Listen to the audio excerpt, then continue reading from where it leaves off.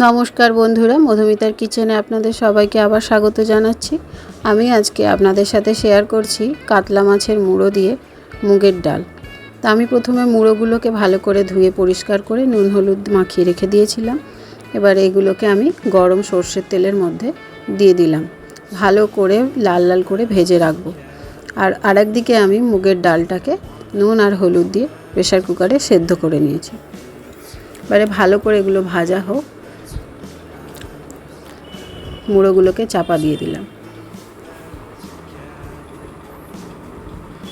এদিকে আমার মুগের ডালটাও সেদ্ধ হয়ে গেছে, নুন আর হলুদ দিয়ে সেদ্ধ করে রেখেছিলাম। এবার একটুখানি ডাল কাটা দিয়ে নেড়ে নিলাম।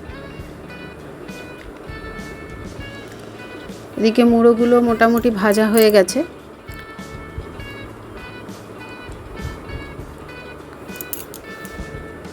ভালো করে উল্টে পাল্টে নেড়ে নিচ্ছি।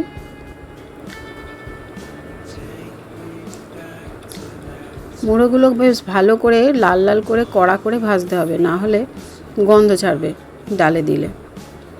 অনেকেই মুড়ো দিয়ে, এই কাতলা মাছের মুড়ো বা রুই মাছের মুড়ো দিয়ে মুগের ডাল খেতে খুবই ভালোবাসেন। আর বিয়ে বাড়ি বা কোনো অনুষ্ঠান বাড়িতে এরকম ডাল হলে আর তো কথাই নেই।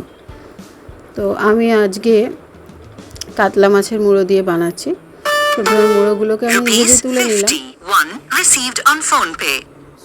এবার এই তেলের মধ্যেই আমি শুকনো লঙ্কা, জিরে আর তেজপাতা ফোড়নে দিয়ে দিলাম।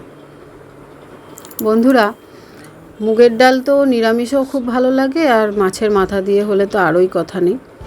তো এর মধ্যে আমি নিরামিষ মুগের ডালও শেয়ার করেছি আপনাদের সাথে, আর আজকে এইটা শেয়ার করছি। আপনারা একটু বলবেন কেমন হয়েছে।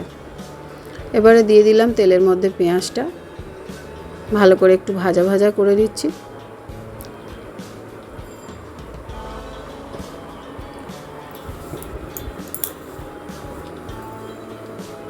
পেঁয়াজগুলোকে ভালো করে নেড়ে চেড়ে নিলাম। এবার এর মধ্যে আমি দিয়ে দেব আদা রসুন থেতো করা, গ্রেট করে রেখেছিলাম। এগুলোকে ভালো করে নেড়ে নিচ্ছি, কাঁচা গন্ধটা যাতে চলে যায়। এর মধ্যে আমি দিয়ে দেব জিরে গুঁড়ো, দিয়ে ভালো করে নেড়ে মিশিয়ে নিচ্ছি। বেশ কিছুক্ষণ মেশানোর পর এর মধ্যে দিয়ে দিলাম আমি টমেটো কুচিগুলো। টমেটোটা ভালো করে নাড়াচাড়া করে নিলাম। যতক্ষণে টমেটোটা গলে যাচ্ছে ততক্ষণ নেড়ে চেড়ে নিলাম। এর মধ্যে দিয়ে দিচ্ছি আমি কড়াইশুঁটি। কড়াইশুঁটিটা দিলেও হয়, না দিলেও হয়, যেহেতু এখন শীতকালের কড়াইশুঁটি পাওয়া যায় তাই দিলাম। এর মধ্যে আমি দিয়ে দিচ্ছি সেদ্ধ করা ডালটা। মশলাগুলো কষানো হয়ে গেছিলো, এবার ডালটা আমি দিয়ে দিলাম। বেশ ভালো করে ফুটে উঠেছে, প্রায় শেষের দিকে হয়ে গেছে।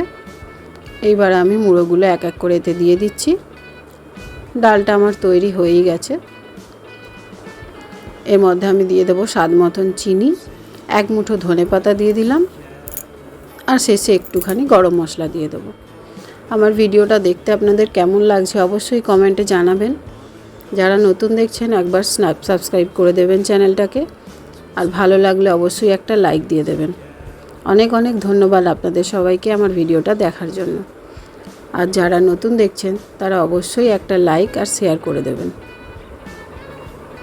গরম মশলা দিয়ে দিলাম, ডালটা হয়ে গেছে, একটু ভালো করে মিশিয়ে নিচ্ছি। কালারটা খুব সুন্দর এসছে। তবে ধন্যবাদ সবাইকে ভিডিওটা দেখার জন্য।